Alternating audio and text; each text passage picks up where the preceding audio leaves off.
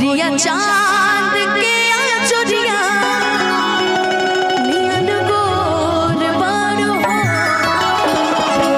कि गोरिया चांद के आचरिया नियन गोर बारू। आज हमने की कहती, आज हमारे प्रियांशु भैया भावना भौजी के कहत हुई है कि गोरिया चांद के अजोरिया नियन गोर बाड़ू अतहर जोड़ के हो नहीं बेजोड़ बाड़ू तहर जोड़ के हो नहीं बेजोड़ बाड़ू। गोरिया चांद के अजोरिया नियन गोर बाड़ू गोरिया चांद के अजोरिया नियन गोर बाड़ू तहर जोड़ के हो नहीं बेजोड़ जोड़ के हो नहीं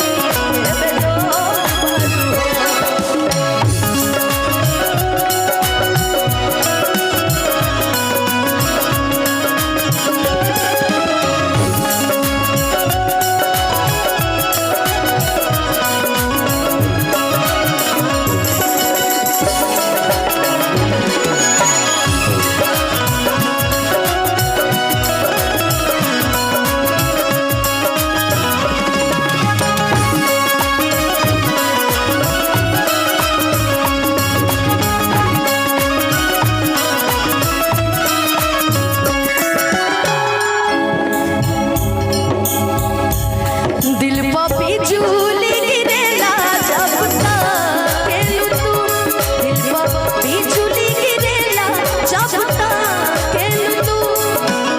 भैया रिदम भैया आइल बनी अच्छा कि गोरी 3 ये कोचिंग चलता है। अरे वाह बहुत बहुत शुभकामना कि गोरी हंस के खिड़किया दिखा के तू गोरी हंस के खिड़किया दिखा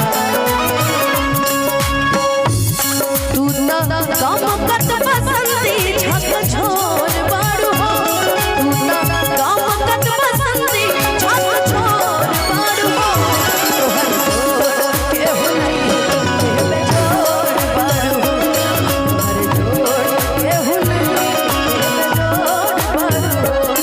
धन्यवाद रिदम भैया।